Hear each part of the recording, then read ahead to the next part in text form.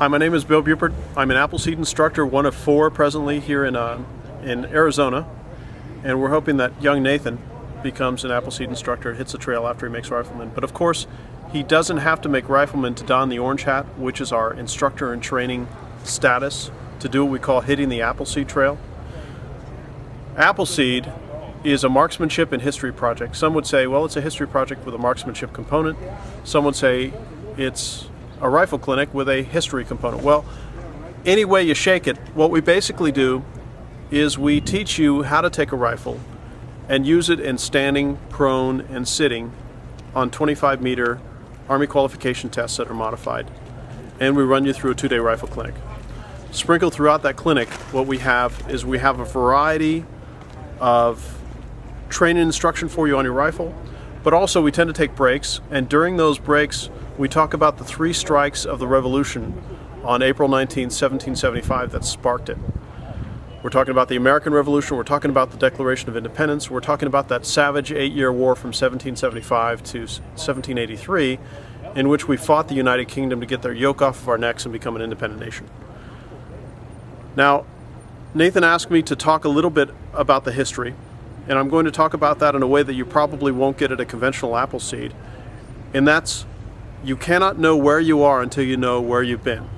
That being the case, prior to 1775, from early 1750s until 1765, the North American continent was under contest between the French and the British to see who would get supremacy and who would be able to kick the other one off the continent, or at least have dominion over most of it.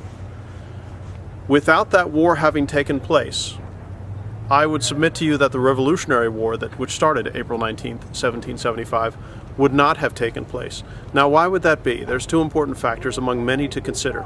The first one is that General Washington during the Revolutionary War had been Colonel Washington and a Virginia militiaman who got his martial experience and his military experience during the French and Indian conflict before then.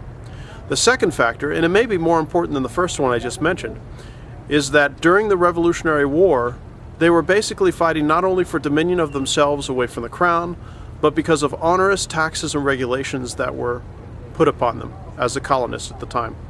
Now, why were these taxes and regulations there? Among them, the abominable laws, the corn tax and other taxes that led to the Boston Tea Party and other such events that most of us are familiar with.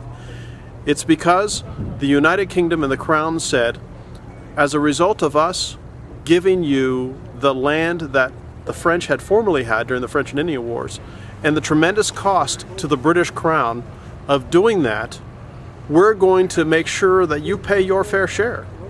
As a result of that, the English public and the English Parliament and the King saw fit to start to exact taxes in the colonies.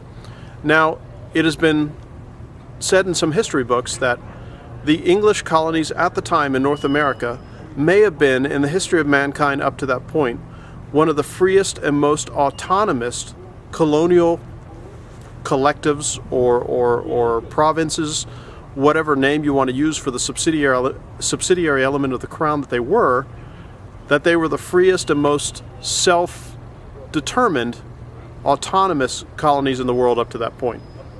So if we take these factors, we take the fact that they had just fought a savage war against the French, to include the Aboriginals that were on the continent at the time who would side with the British, side with the French, or simply side with other tribes and fight British and or French.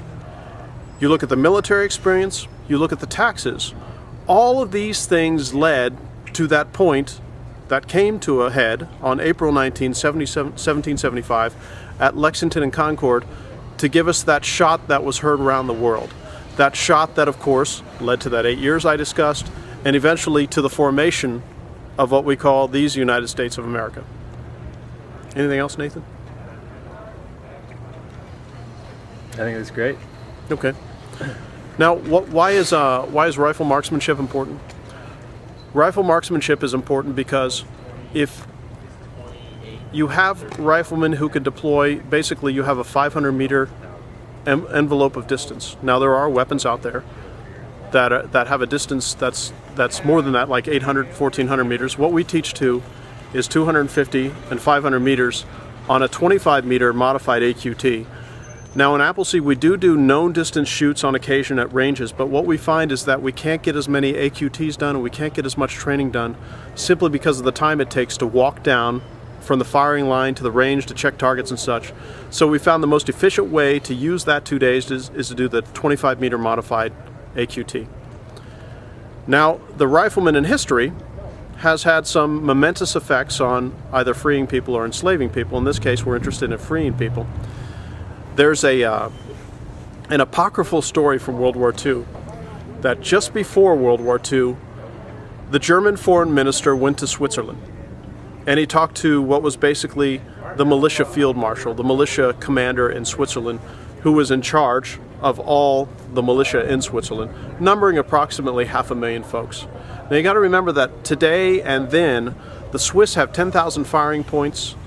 They have a very robust and vigorous rifle culture that they've had for the longest time. What's a firing point? A firing point would be a firing range. Oh yeah. So same thing as a firing point. Firing point and firing range. And they're very neat because if you go to YouTube and you look up Swiss firing points and things like that, they have these cylinders they lay in. And they even have counters and targets. It's very high tech where they go to zero their rifles and practice with their rifles. It's pretty cool stuff. So back to the story. What happened is the German foreign minister comes in and says, you know, we can take 1 million Wehrmacht troops, a million German troops. We can march into your country and take it over. What would your reaction be? To which the Swiss commander said, then we would deploy our militia. They would fire twice, turn around and go home. Because they had pride and they had skill in the use of a rifle. Another apocryphal story from World War II is Yamamoto was said to have said, we have awakened a sleeping giant. It is also said that the clause we don't hear that followed that was that if we invade America, there will be a rifle behind every blade of grass. So you can see that being rifleman makes you something of a porcupine, where you're not dangerous until you're screwed with.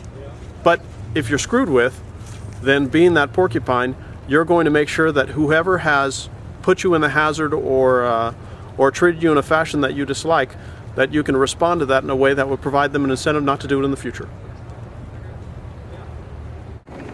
Hey, I want to do a fine print disclosure about Appleseed.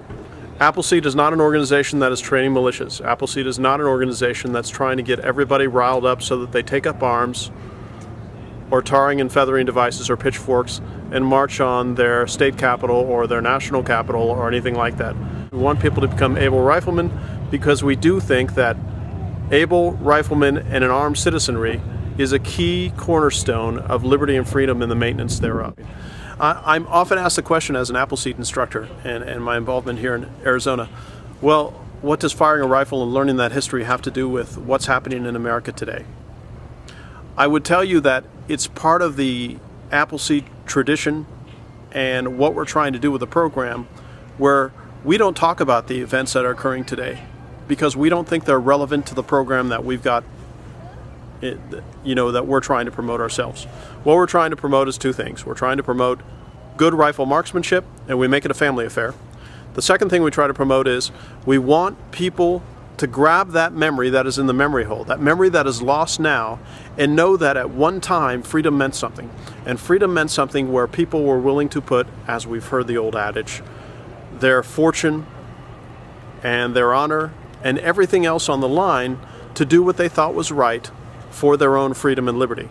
All we're doing is trying to make people retain or rediscover or discover the memory of what made America a country in the 18th century, and you can draw your own conclusions from that, what you would do with that today.